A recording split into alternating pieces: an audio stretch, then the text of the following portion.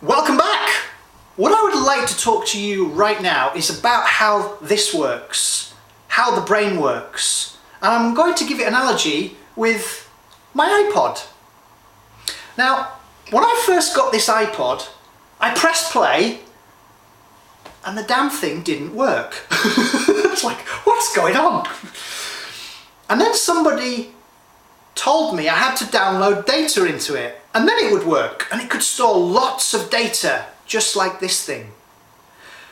Well, if the research is correct, and you understand that when a baby is born, and certainly when it's in the womb, and up to age round about 2, it's in what we call a delta state.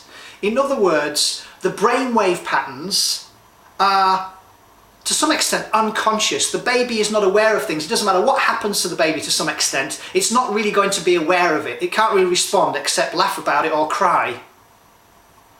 Then round about from age 2 to round about 6, we go into what's called a theta state, which means more to do with the imagination.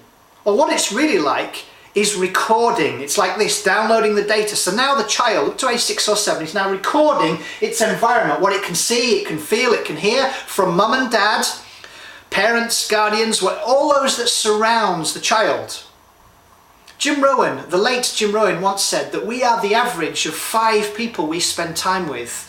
So if I'm downloading data into my iPod that is positive, then whatever environment I'm in, I press play and out comes the positive me.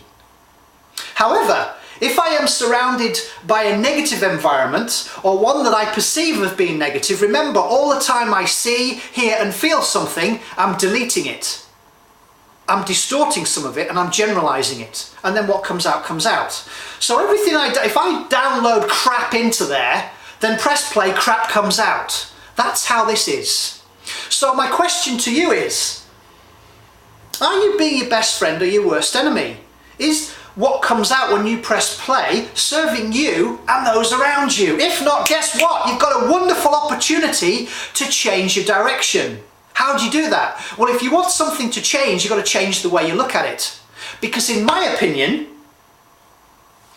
with increased knowledge, there comes a greater sense of responsibility, response-able to then provide action for the greater good. How can I be of service to others? Is one example.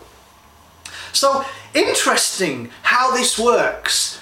What I'd like you to do is to become the observer of you and to just be aware of press play, how you are, because we live in a very stimulus response world. Something happens and then I act out of it. But the only reason I act out the way I do is because I've downloaded it in my iPod.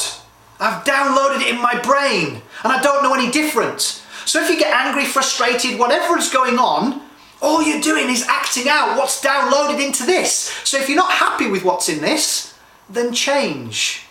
Change what you read, what you look. You see, everything I've got in here is from inspirational speakers, presenters, people like Tony Robbins.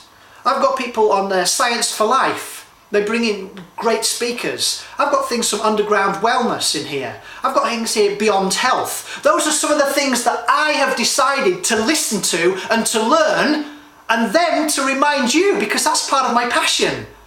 Being in service to others. So just be aware, you're not broken, you don't need fixing. But if you find you're not being of service to yourself and those around you, then you're going to need to download some different data into your iPod. Does that make sense to you? I hope so. So here's my invite. I'd like for you right now to just think about those few moments where you have been your best friend as opposed to your worst enemy. What were you playing out? How did you get to learn those things? What did you read? Where were you? And go back to that, or find something new. Put in good information. I know it's a great label, good. There's nothing either good or bad, but thinking makes it so, as Shakespeare once said. But you know where I'm coming from when I say good or bad. What I'd like you to do is to just be aware of how you are in the being. It doesn't matter what others perceive of you, it's what you perceive of yourself. So please, just understand that you behave the way you do because of what's been downloaded into your brain, into your iPod, and the only thing that happens is you press play and then out it comes. Interesting. My question is, do you love the person that you are? If you do, keep going. If you don't, it's a wonderful invite to change. Many of my clients do not love themselves. I'm not talking from narcissism or ostentatiousness. I'm talking about just love who they are. So please, it's a wonderful invite. Go for it. My love to you all. Bye for now.